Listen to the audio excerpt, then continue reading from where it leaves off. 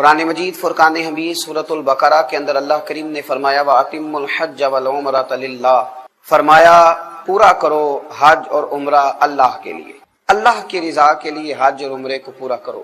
اس میں تمہاری رضا، تمہاری نیت، تمہارا ارادہ فقط اللہ تعالیٰ کی رضا کا ہونا۔ ویسے تو تمام اسلامی عبادات کا ماحصل اور ان کا فلسفہ یہی ہے کہ اس میں اللہ تعالیٰ کی رضا کو پیش نظر رکھا جائے، لیکن یہاں حج اور عمرے کے معاملے میں بالخصوص جس چیز کی طرف زیادہ توجہ دلائی گئی وہ یہ ہے کہ تم نے یہ کام للہ، اللہ کے لیے کرنا۔ یہ ایک ایسی عبادت ہے جس کا بہت زیادہ لوگوں تک خبر پہنچ جاتی ہے کہ فلاں آدمی عمرے کے لیے جا رہا ہے، حج کے لیے جا رہا ہے۔ ڈھیر سارے لوگ اس سے آگاہ ہو جاتے ہیں۔ ظاہر ہے انسان کو ڈیوٹی سے چھٹی کرنی ہے، جو روٹین کے وہ کام کرتا ہے وہ سارے کام اس نے چھوڑنے، گھر کے اندر وہ موجود نہیں ہے، گلی محلے کو، آنے جانے والے احباب کو جن سے وہ روز ملتا تھا ان سب کو خبر ہو جاتی ہے کہ وہ حج کے لیے یا عمرے کے لیے گیا ہوا۔ اتنے سارے لوگوں کے درمیان اس نیت کی حفاظت سب سے پہلے ضروری ہے کہ میں اگر حج کرنے جا رہا ہوں تو اللہ کی رضا کے لیے جا رہا ہوں۔ اس میں کسی قسم کی کوئی نمود و نمائش، کسی قسم کا دکھلاوا، تصنع، ریاکاری، بناوٹ بالکل نہ ہونا چاہیے۔ نبی رحمت نور مجسم شفیع معظم صلی اللہ تعالی علیہ وآلہ وسلم نے حج کے جب فضائل بیان کیے اور حج بیت اللہ کی سعادت حاصل کرنے والوں پر اللہ کے انعام کو جب میرے حبیب کریم علیہ السلام نے بیان فرمایا تو بخاری، مسلم، ابن ماجہ اور ترمذی شریف کے اندر حدیث مبارکہ موجود ہے۔ حضرت ابو ہریرہ رضی اللہ تعالیٰ عنہ ارشاد فرماتے ہیں کہ نبی کریم صلی اللہ تعالیٰ علیہ وسلم کو میں نے خود ارشاد فرماتے ہوئے سنا کہ حضور فرمانے لگے جس نے حج کیا اور حج کے اندر کوئی فحش کام نہیں کیا، کوئی برا کام نہیں کیا، تو وہ جب واپس لوٹے گا تو گناہوں سے اسی طرح پاک ہو جائے گا جس طرح آج اپنی ماں کے پیٹ سے پیدا ہوا۔ پہلے دن کا بچہ ہے، اس کے ذمے کوئی غلطی نہیں ہے، کوئی گناہ نہیں ہے، اس کے ذمے کوئی قرض نہیں ہے، اس کے ذمے کسی قسم کا کوئی فی الحال حقوق والا معاملہ نہیں ہے، ابھی وہ نابالغ ہے، اس پر کسی قسم کے فرائض لاگو نہیں ہیں۔ تو جس طرح وہ پہلے دن کا بچہ ہر گناہ سے پاک ہے، ہر حق سے بری ہے، اللہ تبارک و تعالیٰ نے اسے بالکل گناہوں سے پاک رکھا ہوا ہے، اسی طرح یہ شخص جو حج کر کے آیا ہے اللہ اسے بھی سارے گناہوں سے پاک فرما دیتا ہے، اسے پاک صاف کر دیا جاتا ہے۔ اب اس کا ذمہ ہے کہ یہ واپس لوٹے تو حقوق العباد کو ادا کرے، یہ محسوس کرے کہ اللہ تبارک و تعالیٰ نے اب مجھے معاف فرما دیا ہے، اب مجھے پھونک پھونک کر قدم رکھنا ہے، اب مجھے یہ احساس پیدا کرنا ہے کہ میں وہ شخص ہوں جو اللہ کے گھر سے ہو کے آیا ہوں، میں وہ شخص ہوں جو میدان عرفات میں رک کر کے آیا ہوں، جو مینا مزدلفہ کی حاضری سے واپس لوٹا ہوں، جس نے بیت اللہ کا طواف کیا ہے، اور میں وہ سعادت مند ہوں جسے مصطفیٰ کریم نے اپنے روضے پر کھڑے ہونے کا موقع عطا فرمایا ہے۔ اس ذوق کے ساتھ یہ واپس لوٹے اور اس شوق کے ساتھ یہ جائے کہ اس کو بدلنا ہے، اس کو بدلنا ہے۔ ہمارے ایک بزرگ تھے، ایک صاحب حج کے لیے جانے لگے تو ان سے کہنے لگے کہ میاں بوڑھے بھی ہو گئے ہو، عمر کا تقاضا بھی ہے، تو داڑھی شریف کیوں نہیں سجا لیتے؟ کہنے لگے میں جا رہا ہوں انشاءاللہ وہاں سے رکھ کے آؤں گا۔ یہ بھی بہت قیمتی بات ہے، اور بزرگ کسی کو نصیحت بھی کرتے ہیں تو نصیحت بھی اس طرح کرتے ہیں کہ بات دل میں اترنی چاہیے، بندہ قائل ہو جانا چاہیے، گھائل نہیں ہو جانا چاہیے۔ تو کہا بھائی داڑھی رکھ لو، کہنے لگے میں حضرت وہاں سے رکھ کے آؤں گا، حج کے لیے جا رہا ہوں۔ حضرت نے مسکرا کر تھپکی دی، فرمایا بات تمہاری بھی ٹھیک ہے، پر کیا ہی اچھا ہو کہ تم یہاں سے رکھ کے جاؤ اور حضور کی بارگاہ میں وہی چہرہ لے کے جاؤ جو میرے مصطفیٰ کریم کو پسند ہے، یہ کیا اس سے بھی زیادہ اچھا ہو؟ تو جب ہم ساری تیاریاں کر رہے ہوتے ہیں حج کی تو ہمیں یہ احساس بھی اس میں ضرور ہونا چاہیے کہ میں اگر گھر والوں کا خرچہ دے کے جا رہا ہوں اس لیے کہ میں اپنے گناہ معاف کرانے جا رہا ہوں تو مجھے کچھ حقوق العباد کا بھی خیال رکھ کے جانا چاہیے، مجھے قرضے بھی ادا کرنے کی کوشش کرنی چاہیے، میرے ذمے جن لوگوں کے حقوق ہیں مجھے وہ بھی ادا کرتے ہوئے رخصت ہونا چاہیے۔ یہ سارا احساس بھی ہمارے دلوں کے اندر پیدا ہونا چاہیے، اس لیے کہ جب ہم نے واپس لوٹنا ہے تو ہمارے گناہ رب کریم نے اپنے فضل سے معاف فرما دینے۔ اب جب گناہوں کی معافی ہو جائے گی تو ظاہر ہے کہ حقوق العباد کا معاملہ ایسا ہے جس کے لیے کوشش کرنا پڑتی ہے۔ تو اللہ کے محبوب صلی اللہ علیہ وسلم نے حج کے فضائل کو بیان کیا۔ بعض احادیث ایسی ہوتی ہیں جن میں رکت ہوتی ہے، جن میں ذوق ہوتا ہے، جن میں بیان کرنے والے پر ایک کیفیت طاری ہوتی ہے۔ حضرت سیدنا ابن شماسہ رضی اللہ تعالیٰ کہ رسول کریم صلی اللہ علیہ وسلم کے صحابی ہیں، یہ فرماتے ہیں کہ حضرت سیدنا عمر بن عاص رضی اللہ تعالی عنہ کے ہاں ہم حاضر ہوئے، حضرت عمر بن عاص کے ہاں ہم پہنچے، حضرت ابن شماسہ کہتے ہیں، اور فرماتے ہیں ہم اس وقت پہنچے جب ان پر نزع کا عالم طاری تھا، جب وہ دنیا سے جا رہے تھے، اس وقت ہم ان کی بارگاہ میں حاضر ہوئے۔ کہتے ہیں وہ کافی دیر تک روتے رہے اور کہنے لگے روتے روتے ایک بات سنانے لگے. یہ عام آدمی بات نہیں سنا رہا, ایک تو صحابی ہیں اور دوسری کمال کی بات یہ ہے کہ دنیا سے رخصت ہو رہے ہیں. حضرت ابوبکر صدیق رضی اللہ تعالیٰ عنہ فرمایا کرتے تھے کہ یہ ایسا وقت ہوتا ہے دنیا سے جاتے ہوئے کہ بہت بڑا جھوٹا بھی سچ بولنا شروع کر دیتا. دنیا سے جانے لگتا ہے تو بہت بڑا جھوٹا بھی سچ بولتا ہے. حضرت عمر بن عاص رضی اللہ تعالیٰ عنہ رونے لگے اور جناب نے ابن شماسہ رضی اللہ تعالیٰ عنہ فرماتے ہیں وہ کہنے لگے کہ میری تیمارداری کرنے آنے والوں تمہیں ایک بات نہ سناؤں؟ ہم نے کہا محبوب کریم علیہ السلام کے غلام سنائیے. تو حضرت عمر بن عاص رضی اللہ تعالیٰ عنہ فرمانے لگے جب اللہ تعالیٰ نے میرے دل کے اندر اسلام کا شوق پیدا کیا, جب اللہ نے میرے دل میں ہدایت کا نور پیدا کیا تو میں نبی کریم کی بارگاہ میں بیعت کے لیے حاضر ہوں. فرماتے ہیں میں نے حضور کی بارگاہ میں عرض کی یا رسول اللہ میں کلمہ پڑھنے آیا, مجھے بیعت اسلام کی سعادت عطا کریں. تو کہتے ہیں نبی کریم علیہ الصلوۃ والسلام نے مجھ سے فرمایا ہاتھ بڑھاؤ. کہتے ہیں میں نے ہاتھ آگے بڑھانے کی بجائے ہاتھ روک لیا. محبوب دو عالم صلی اللہ تعالیٰ علیہ وسلم نے فرمایا عمر بن عاص ہاتھ روک لیا ہے. عرض کی یا رسول اللہ ایک بات دل میں آ گئی. حضور ایک عرض ہے, شرط نہیں, ایک عرض ہے. محدثین نے شرط کے لفظ بھی لکھے, حضور ایک پینے کو تو پی لوں گا پر عرض ذرا سی. یا رسول اللہ میں کلمہ پڑھتا ہوں پر ایک عرض ہے. حضور صلی اللہ علیہ وسلم نے فرمایا کیا؟ عرض کی حضور جب پلٹ کر پچھلی زندگی کو دیکھتا ہوں تو خطائیں بہت زیادہ, کمزوریاں بڑی ہیں. یا رسول اللہ صلی اللہ تعالی علیہ وسلم نامہ اعمال کے اندر جو لسٹ ہے اس میں گناہوں کی فہرست بہت لمبی ہے. یا رسول اللہ صلی اللہ علیہ وسلم کیا میں آپ کی زبان فیض ترجمان سے یہ سن سکتا ہوں کہ اللہ میرے پچھلے گناہ معاف کر دے گا؟ حضور آپ مالک جنت ہیں, کہ مجھے یہ بشارت نصیب ہو سکتی ہے؟ تو حضرت عمر بن عاص رضی اللہ تعالیٰ عنہ فرمانے لگے میرے محبوب کریم علیہ السلام نے مجھ سے فرمایا کہ اے عمر تمہیں پتہ نہیں, کیا تمہیں خبر نہیں کہ جب کوئی آدمی کلمہ پڑھ لیتا ہے تو اللہ اس کے پچھلے سارے گناہ معاف کر دیتا ہے؟ اور کیا تمہیں خبر نہیں کہ جب کوئی آدمی دین کے لیے ہجرت کرتا ہے تو اللہ اس کے پچھلے سارے گناہ معاف کرتا ہے؟ اور کیا تمہیں خبر نہیں کہ جب کوئی بیت اللہ شریف کا حج کر لیتا ہے تو اللہ اس کے پچھلے سارے گناہ معاف فرما دیتا ہے؟ تو حضرت عمر بن عاص رضی اللہ تعالیٰ عنہ اس فضیلت کو, اس بات کی اہمیت کو سمجھیے کہ حج بیت اللہ کی فضیلت کو حضرت عمر بن عاص رضی اللہ تعالیٰ عنہ اپنے مرض وصال میں بیان, اور صرف حضرت عمر بن عاص نہیں بلکہ حضرت زازان رضی اللہ تعالیٰ عنہ بیان کرتے ہیں. دیکھیے کتنے خوبصورت نام ہے. حضرت زازان رضی اللہ تعالیٰ عنہ بیان کرتے ہیں کہ حضرت ابن عباس رضی اللہ تعالیٰ عنہ حضور کے چچا زاد ہیں. فرماتے ہیں وہ بھی جب شدید بیمار ہوئے تو انہوں نے اپنے بچوں کو بلایا اور سب کو اپنے پاس جمع کیا. آخری وقت پتہ ہے ہمارے ہاں لوگ کیا وصیتیں کر رہے ہوتے ہیں, فلاں مکان فلاں کا ہے, فلاں جائیداد فلاں کی ہے, فلاں پیسے فلاں کے, یہ سونے کی بالیاں فلاں کی ہیں, اور فلاں جگہ پڑا زیور فلاں کا ہے. تو حضرت ابن عباس شدید بیمار ہیں, بچوں کو بلایا اور وصیت کیا کرتے ہیں, کہتے ہیں میرے بچوں میں نے نبی کریم علیہ السلام سے ایک بات سنی ہے, میں جاتے ہوئے تمہیں بتا کے جانا چاہتا ہوں. عرض کی ابا جی بتائیے, دادا جی بتائیے. تو حضرت ابن عباس فرمانے لگے رسول اللہ صلی اللہ علیہ وسلم نے ارشاد فرمایا جو شخص مکہ مکرمہ سے پیدل حج کے لیے نکلا حتیٰ کہ حج کر کے واپس لوٹ آیا, اللہ تبارک و تعالی اس کے ہر قدم کے عوض 700 نیکیاں لکھتا ہے, اور اس کی ہر نیکی حرم کی نیکی کے برابر ہے. تو بچوں نے فوراً عرض کیا کہ ابا جی وہ حرم کی نیکی بھی بتا دیں کتنی ہو. عرض کی ارشاد فرمایا کہ جب تم میں سے کوئی مکہ مکرمہ کا رہنے والا مکہ سے نکلا, اور یہاں محدثین نے یہ بھی لکھا ہے کہ جب ہم جا کے وہاں قیام کر لیتے ہیں اور پھر مکے سے پیدل اگر جاتے ہیں تو یہ ساری فضیلت ان لوگوں کو بھی حاصل ہوگی. حضرت ابن عباس فرمانے لگے مکے کا کوئی رہنے والا اگر مکہ مکرمہ سے نکلا اور پیدل حج کے لیے وہ پہنچا تو حج کر کے واپس لوٹ آنے تک ہر قدم پر اللہ 700 نیکیاں عطا کرے گا, اور اے میرے بچوں یہ ہر نیکی حرم کی نیکی کے برابر ہوگی. اور اس کی ابا جی حرم کی نیکی بھی بتا دیں. فرمایا ایک نیکی 1 لاکھ کے برابر ہے. گویا اللہ اسے ایک قدم پر 7 کروڑ نیکیاں عطا فرمائے گا, ہر قدم پر اللہ اسے 7 کروڑ نیکیاں عطا فرمائے گا اللہ کریم اسے. تو صحابہ کرام نے حج کو اتنی اہمیت دی, اتنی فضیلت اس کی سمجھی, اس کا اتنا بڑا درجہ سمجھا. حضرت فضیل بن عیاض رحمت اللہ تعالی علیہ فرمایا کرتے تھے کہ میں ایک ایسے شخص کو بھی جانتا ہوں اگرچہ وہ مکے سے بہت دور کا رہنے والا نہیں تھا, پر جب وہ مکہ شریف آیا نا حج بیت اللہ کی سعادت حاصل کرنے, تو وہ اس ذوق سے نکلا کہ ہر 2 قدم پر اس نے 2 نفل ادا کیے, ہر 2 قدم پر اس نے 2 نفل پڑھے.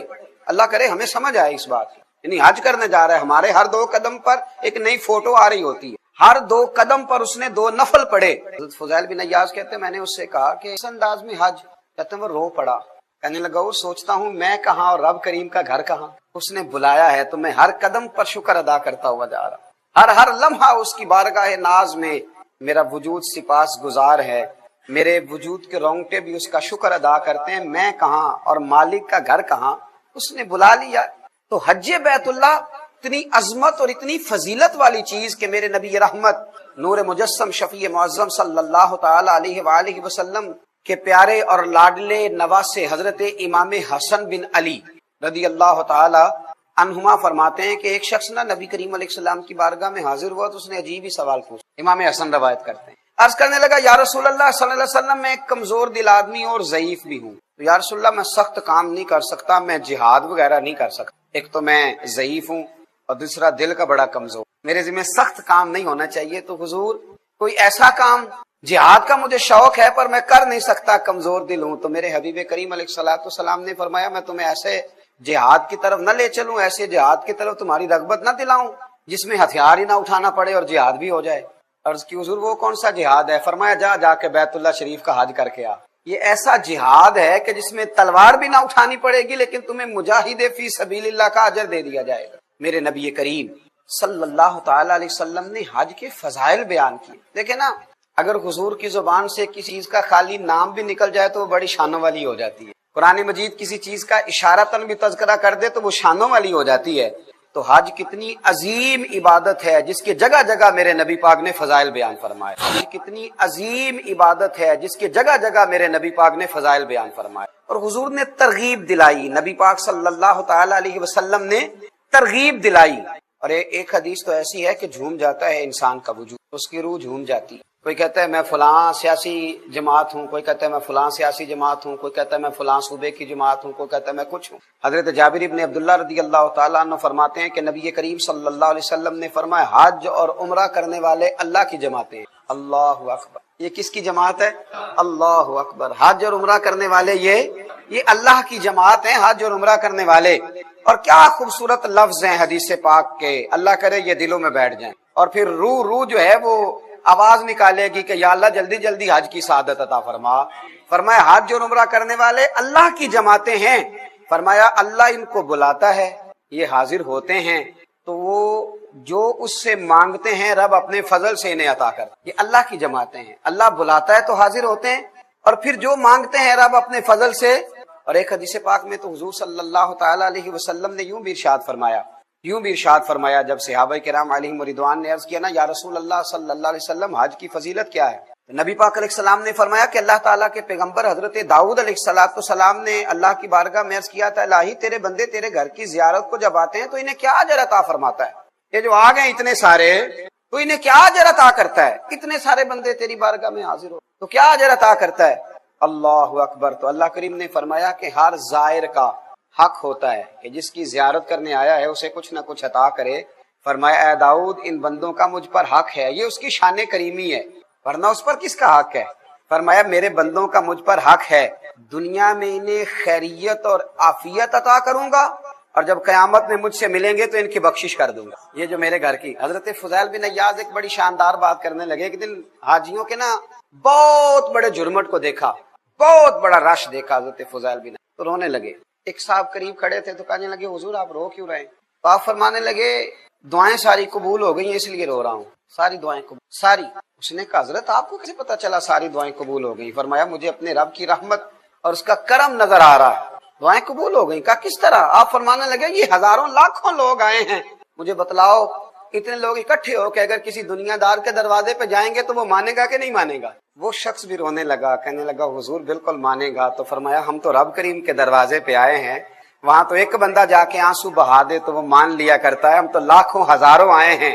میرے دل میں احساس پیدا ہوا ہے کہ رب سب کی دعائیں قبول فرمائے گا، سب پر فضل کرے گا، سب کے لیے رحمت فرمائے گا۔ حج اتنی بڑی سعادت ہے، اتنی بڑی نعمت ہے، اتنی بڑی عظمت ہے، بس حاجی کو سمجھنا چاہیے، ان فضائل کی روشنی میں اسے خیال کرنا چاہیے کہ میں کون ہوں، میرا مقام کیا ہے، مجھے بلایا گیا ہے، مجھے دعوت دی گئی، میں اللہ کی بارگاہ میں حاضر ہو رہا ہوں، میں کسی معمولی سفر پر نہیں جا رہا، میں کسی عام فلائٹ پہ سوار نہیں ہوں، یہ کوئی عام سا روٹین کا کوئی ماحول نہیں ہے، میں وہ ہوں جسے رب کریم نے اپنی بارگاہ ناز میں حاضر ہونے کا موقع دیا۔ میں اس کے گھر کا دیدار کروں گا، میں اس کے گھر کی زیارت کروں گا، میں حجر اسود کے بوسے لوں گا، میں آب زمزم کے جام پیوں گا، میں جب عرفات میں جاؤں گا تو رب کریم سارے گناہوں کو معاف فرمائے گا، میں اس کی بارگاہ ناز میں حاضر ہونے کے لیے جا رہا ہوں۔ میرے نبی کریم رؤوف الرحیم سید عالم صلی اللہ علیہ وسلم نے فرمایا اللہ حاجی بھی مغفرت فرماتا ہے اور حاجی جس کے لیے دعا کرتا ہے اللہ اس کی بھی بخشش فرماتا ہے۔ اب دیکھیے نا، میدان عرفات میں جو سب سے زیادہ کرنے والا کام ہے وہ دعائیں کرنے والا ہے۔ میدان عرفات کی کوئی لمبی چوڑی عبادت نہیں ہے، 2 رکعتوں کی نماز ظہر ہے، 2 رکعتوں کی نماز عصر ہے، وہاں کرنا کیا؟ دعا، کھول کے دعا، کھول کے۔ حضرت ابراہیم ابن ادم کو لوگوں نے دیکھا کہ اتنی دعائیں مانگتے اور ایک دعا جب ایک دفعہ مانگ لیتے تو دوبارہ اس کو دہراتے ہی نہیں۔ میدان عرفات میں مانگتے جا رہے ہیں ایسے جیسے سامنے لسٹ کھلی ہوئی ہے۔ ایک صاحب نے عرض کی حضور آپ کا میدان عرفات میں نے عجیب ہی منظر دیکھا ہے کہ آپ دعائیں مانگتے جا رہے ہیں اور جو لفظ ایک دفعہ ادا کرتے ہیں دوبارہ ادا نہیں فرماتے، نہیں دعا مانگتے ہیں۔ تو آپ فرمانے لگے دامان کرم بھی تو کھلا ہوا ہے نا، اس کی رحمت کے دروازے بھی تو کھلے ہوئے ہیں نا، یہاں دعا مانگنے آیا ہوں۔ میرے رسول کائنات صلی اللہ علیہ وسلم نے فرمایا اللہ حاجی کی بھی بخشش کرتا ہے، اور حاجی جس کے لیے دعا کر دے اللہ اس کی بھی بخشش فرماتا ہے۔ تو حاجی کی توجہ رہنی چاہیے دعاؤں پر، التجاؤں پر، مانگنے پر۔ وہ دروازہ کرم تک پہنچ گیا۔ رب کریم تو ہر جگہ ہی عطا کرتا ہے، لیکن وہاں تو خدا کی رحمتیں چھما چھم برس رہی ہیں۔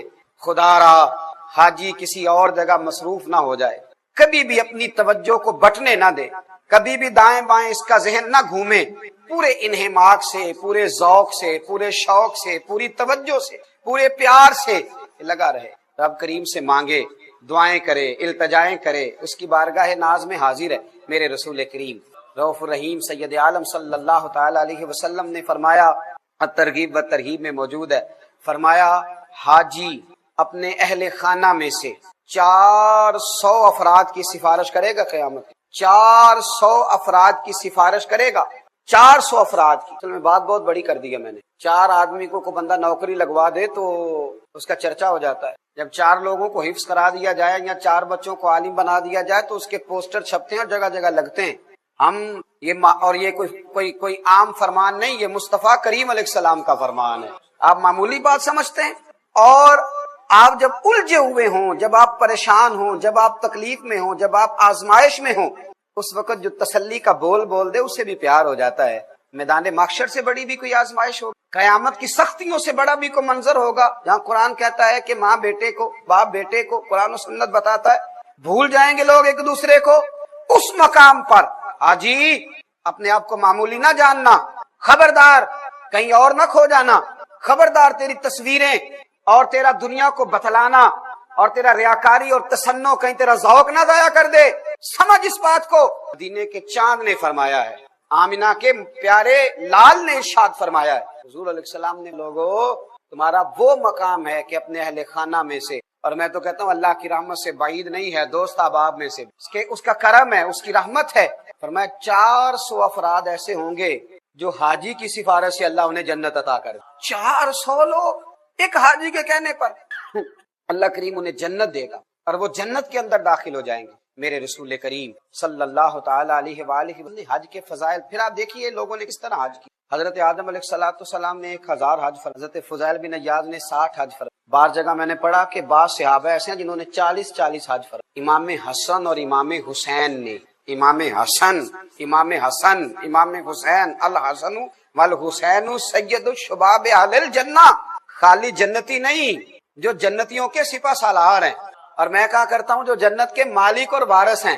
امام حسن اور امام حسین نے مدینہ طیبہ سے پیدل جا کے مکہ مکرمہ، دونوں بھائیوں نے 25 حج ادا فرمائے پیدل جا کے۔ سواریاں موجود تھیں، گھوڑے موجود تھے، اونٹ موجود تھے، پر امام حسن بھی پیدل جاتے تھے، امام حسین بھی۔ اصل میں نا ایک ذوق ہوتا ہے انسان کا، وہاں تو اب یہ منظر ہے کہ بس کا اے سی خراب ہو جائے تو حاجی جھگڑا کرتا ہے، وہاں تو وہ کہتا ہے کہ یہ جہاز کی سیٹ تنگ ہے، تھوڑی کھلی ہوتی تو میں ذرا سا کھل کے بیٹھتا، میں ذرا ذوق شوق سے بیٹھتا۔ اور حال کیا ہے کہ امام حسن اور امام حسین جن کو ذوق کا پتہ تھا، جن کو درد کا پتہ تھا، دونوں بھائیوں نے مدینہ طیبہ سے مکہ مکرمہ جا کے 25 حج کیے اور پیدل فرمائے۔ ایک سال امام حسن کی طبیعت مبارک کچھ علیل تھی تو امام حسین عرض کرنے لگے بھائی جان اس سال سواری پہ نہ چلے جائیں۔ میں نے کہا صرف جنتی نہیں، جنتیوں کے سردار، لیکن عاجزی کا کیا حال ہے اور حج کی اہمیت کیا بتاتے ہیں، انکساری کا کیا عالم ہے۔ امام حسن فرمانے لگے حسین میرے بھائی، جب مجرم عدالتوں میں جاتے ہیں تو سواریوں میں سوار ہو کے اعزاز کے ساتھ نہیں جاتے، انکساری کے ساتھ جاتے ہیں۔ میں मालिक की बारगाह में हाजिर हो रहा हूँ तो आजिज़ी के साथ जाना चाहता हूँ, इनकिसारी के साथ जाना चाहता हूँ। मेरे नबी करीम अलैहिस्सलाम ने फरमाया, ये भी तरगीब व तरहीब में मौजूद है। हुजूर ने फरमाया, जब लाखों लाख हाजी मैदान अरफात में जमा होते हैं, करोड़ोंपति भी होते हैं, बादशाह भी होते हैं, मालदार भी होते हैं, आलिम भी होते हैं, सूफी भी होते हैं, दरवेश भी हैं, मुहद्दिस भी, मुहक्किक भी, मुफस्सिर भी। फरमाया जब मैदान अरफात में जमा होते हैं तो जाहिर है इहराम बांधे हुए हैं, सफर करके आए हैं, गर्द भी पड़ जाती है। रब करीम अरफात के रोज फरिश्तों से पूछता है, बताओ भला ये मेरे बंदे क्या लेने आए? तुमने तो कहा था ना, आता जालू फीहा मैं युफसिदु फीहा, क्या तू उसे बनाएगा जो जमीन में फसाद करेगा? गोया क्या लेने आए हैं? मालदार भी हैं, साहिब इल्म फजल भी हैं, और घर में आराम दे बिस्तर मौजूद था, क्या लेने आए? फरिश्ते अर्ज करते हैं, मालिक ये तुझे राजी करने आए। इनकी दाढ़ियों पे गर्द पड़ गई, इनके वजूद थकावट से चूर हो गए, अपनी मर्जी का खाना ना खा सके, अपनी तबीयत के मुताबिक सो न सके, पर तुझे राजी करने आए हैं। तो रब करीम फरमाता, फिर गवाह हो जाओ, मैंने इन सब की बख्शिश कर दी। पैदा किया गया है हरीस, लालची, मुसीबत पहुंचे तो जजा फजा करता है, आहो फुगा करता है, जल्दी घबरा जाता है। और जब इसे दौलत मिले, वइज़ा मस्सहुल खैरु मनुआ, और जब इसे दौलत मिले तो हद दर्जे बखील हो जाता है। तो या अल्लाह बचना कैसे है? तो फरमाया कुछ लोग बच जाते हैं ना। कौन?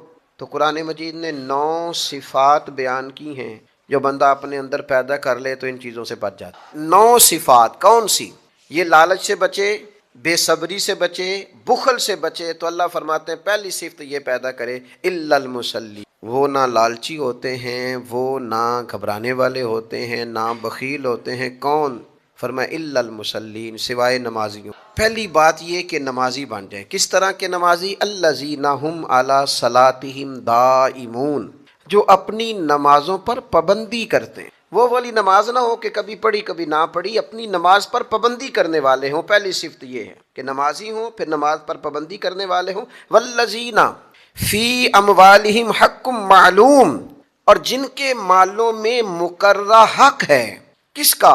लिस्साइली वल महरूम, मांगने वाले का भी और महरूम का भी। जो मांग ले उसे भी देते हैं, पर जो ज़रूरतमंद हो और मांगे ना उसे भी दे देते हैं। ये फिर इन आदात से, इन खसलतों से, इन फितरी कमज़ोरियों से ये लोग बच जाते हैं। आगे फरमाया वल्लज़ीना युसद्दिकूना बियौमिद्दीन, वो लोग जो क़यामत के दिन की तस्दीक करते हैं, जिनको यकीन है कि क़यामत आएगी, बदले के दिन की, क़यामत के दिन की, जज़ा के दिन की तस्दीक करने वाले हैं, जिनके ज़हनों में है क़यामत आएगी, वो ना बखील हैं, ना लालची होते हैं, ना जल्दी घबराने वाले होते हैं। और फिर फरमाया वल्लज़ीना हुम मिन अज़ाबि रब्बिहिम मुशफ़िकून, और वो लोग जो अपने रब के अज़ाब से हमेशा डरने वाले हैं। इन्ना अज़ाब रब्बिहिम गैरु मामून, और फरमाया बेशक उनके रब का अजाब न डर होने वाली चीज़ भी नहीं। वो डरने वाले हैं रब से, और डरना भी चाहिए, क्योंकि अल्लाह का अजाब न डर होने वाली चीज़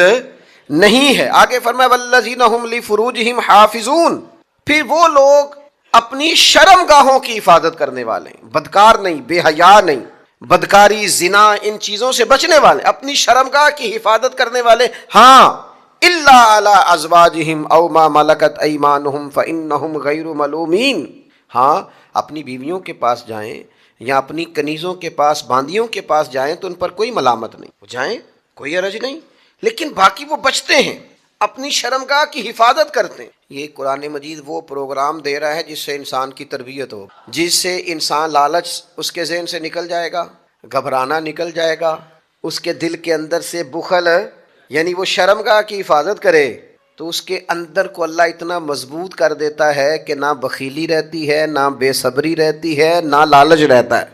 अपनी शर्मगाह की हिफाजत करे, सिवाय अपनी बीवियों के और अपनी बांदियों के। फरमाया फमन इब्तगा वरा ज़ालिका फउलाइका हुमुल आदून, अलबत्ता जो ख्वाहिश करे इसके अलावा, जो इसके अलावा और तरीके इख्तियार करे, माज़अल्लाह जिना करे, लवातत करे, बदकारी करे, फउलाइका हुमुल आदून, फरमाया ये लोग हद से गुजरने वाले हैं।